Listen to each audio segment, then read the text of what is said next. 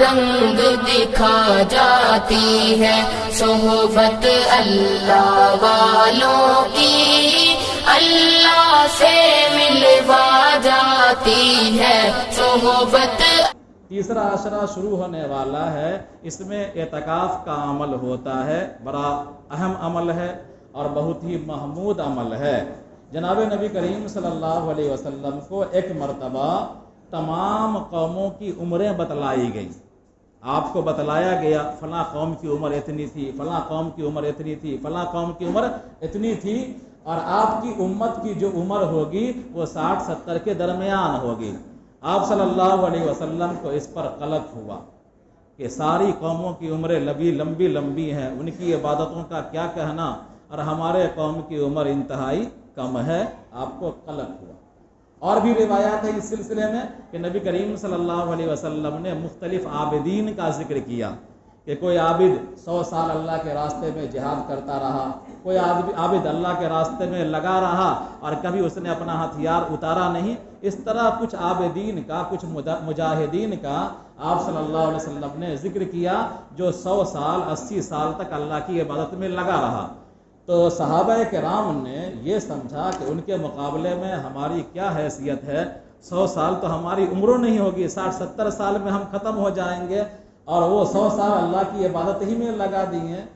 تو ان کو جو رشک آیا ان پر تو اللہ تبارک و تعالیٰ نے لیلۃ القدر جیسا مبارک وقت، مبارک رات اللہ تبارک و تعالیٰ نے عطا فرما دیا، اور سورہ قدر نازل کر کے بتلا دیا، انا انزلناہ فی لیلۃ القدر وما ادراک ما لیلۃ القدر، لیلۃ القدر خیر من الف شہر، کہ ہم نے قرآن کریم کو لیلۃ القدر میں اتارا ہے۔ اے نبی آپ کو کیا معلوم کہ لیلۃ القدر کیا ہے؟ لیلۃ القدر 1000 مہینوں سے افضل ہے۔ بہرحال تو لیلۃ القدر کے بارے میں خود اللہ تعالیٰ کہہ دے کہ یہ 1000 مہینوں سے افضل ہے، تو جو آدمی لیلۃ القدر کو پا لے گا، جاگ لے گا، عبادت کر لے گا، وہ اللہ کے اس انعام کا اور قرآن کی اس آیت کا مصداق ہو جائے گا۔ اس کے لیے 1000 مہینوں سے بڑھ کر وہ رات بن جائے گی، اور 1000 مہینوں کی عبادت کا ثواب اس کو مل جائے گا۔ لیلۃ القدر ہی کی تلاش میں اعتکاف کیا جاتا ہے۔ جناب نبی کریم صلی اللہ علیہ وسلم سے ثابت ہے کہ آپ نے پہلے عشرے کا بھی اعتکاف کیا، دوسرے عشرے کا بھی اعتکاف کیا، دوسرے عشرے کے اعتکاف کے بعد تیسرے عشرے کا بھی اعتکاف کیا، اور عام طور پر آپ صلی اللہ علیہ وسلم نے آخر عشرے کا اعتکاف کیا ہے، اور یہ اعتکاف لیلۃ القدر کو پانے کے لیے ہے۔ اس لیے کہ لیلۃ القدر کے اعتکاف کا بھی ثواب انتہائی زیادہ ہے۔ کل میں نے بتلایا تھا دوران تفسیر کہ جو آدمی ایک دن کا اعتکاف کرتا ہے تو اس کے درمیان اور جہنم کے درمیان اللہ تعالیٰ 3 خندق کا فاصلہ کر دیتے ہیں، اور ان تینوں خندقوں کی چوڑائی آسمان و زمین کی چوڑائی کے برابر ہو جاتی ہے۔ اتنی چوڑائی، اتنا فاصلہ ہو جائے گا آسمان و زمین کے درمیان، 3 آسمان و زمین جیسا فاصلہ ہو جائے گا اس آدمی کے درمیان اور جہنم کے درمیان۔ لہذا آخر عشرے میں اعتکاف کا عمل کیا جاتا ہے۔ ہم کو شوق کے ساتھ، رغبت کے ساتھ نبی کریم صلی اللہ علیہ وسلم کی اہم سنت سمجھتے ہوئے کہ آپ نے کبھی اعتکاف کو چھوڑا نہیں ہے، اور اعتکاف حضرت ابراہیم علیہ السلام کے زمانے ہی سے چلا آ رہا ہے۔ خود اللہ تعالیٰ نے حکم دیا تھا کہ بیت اللہ کی صفائی ستھرائی کرو، عبادت کرنے والوں کے لیے، اعتکاف کرنے والوں کے لیے۔ تو آپ صلی اللہ علیہ وسلم کی یہ عظیم سنت ہے، آپ نے اعتکاف کو کبھی چھوڑا نہیں ہے، یہاں تک کہ اللہ نے آپ کو اپنے پاس بلا لیا۔ تو ہم کو یہ اہم سنت سمجھ کر کے اعتکاف کرنا چاہیے۔ اعتکاف کا عمل اتوار کے دن سے شروع ہو جائے گا، 20 تاریخ گزار کر کے، 20واں روزہ گزار کر کے 21 کی جو رات ہوتی ہے تو سورج ڈوبنے سے پہلے مسجد میں آنا ہے۔ تو اتوار کا دن پڑ جاتا ہے، آج 18 ہے، آج 18 ہے، کل 19 ہے، پرسوں 20 ہے، تو اتوار کا دن پڑے گا۔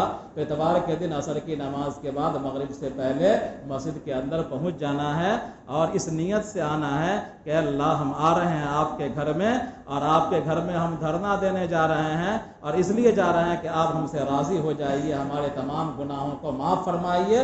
میں نے حدیث پڑھی ہے شروع میں کہ جناب نبی کریم صلی اللہ علیہ وسلم نے ارشاد فرمایا، من قام لیلۃ القدر ایمانا و احتسابا غفر له ما تقدم من ذنبی، کہ جو کوئی لیلۃ القدر کو پالے گا اور اس رات عبادت کر لے گا باعث ثواب سمجھتے ہوئے، اللہ کی رضامندی کے لیے، اس کے پچھلے گناہ معاف ہو جائیں گے۔ اور لیلۃ القدر کے پانے اور تلاش کرنے کا سب سے بڑا ذریعہ اعتکاف ہے۔ گویا کہ کوئی آدمی اعتکاف کر لیتا ہے اور عبادت کرتا ہے تو امید ہے کہ اللہ تبارک و تعالیٰ اس اعتکاف کے صدقے میں پورے گناہ اس کے معاف کر دیں گے۔ تو ہم کو شوق کے ساتھ اور رغبت کے ساتھ اعتکاف کرنا چاہیے، لیکن تھوڑا سا ہمارے اندر یہ ہے کہ چونکہ ہم لوگ ہندوستان کے اندر رہتے ہیں، ڈالڈا کھاتے کھاتے گھی ہضم نہیں ہوتا ہے۔ اب ڈالڈا اور ریفائن کے اتنے عادی ہو گئے ہیں کہ ہم کو گھی ہضم نہیں ہوتا ہے۔ اب اگر گھی کھا لیجئے تو پیٹ خراب ہو جاتا ہے۔ وہی حال ہے ہر چیز کے اندر۔ ہم لوگ شب برات کے اندر اتنا انہماک ہو گئے ہیں، منہمک ہو گئے ہیں اور شب برات کو اس طرح منانے لگے ہیں کہ جو اصل چیز ہے لیلۃ القدر اس کو ہم فراموش کر جاتے ہیں۔ 21 کا پتہ نہیں چلتا، 23 کا پتہ نہیں چلتا، 29 کا پتہ نہیں چلتا، 27 کو کچھ ہلکا پھلکا پتہ چلتا ہے، لوگوں کے اندر کچھ بیداری رہتی ہے۔ 27 کو سمجھتے ہیں کہ آج ہی رات شب قدر ہے، حالانکہ 21، 23، 25، 27، 29 کسی رات میں شب قدر ہو سکتی ہے۔ اللہ تعالی ہم سب کو صحیح نہج پر عمل کرنے کی توفیق عطا فرمائے، درست طریقے سے زندگی گزارنے کی توفیق عطا فرمائے۔ ربنا تقبل منا انک انت السمیع العلیم۔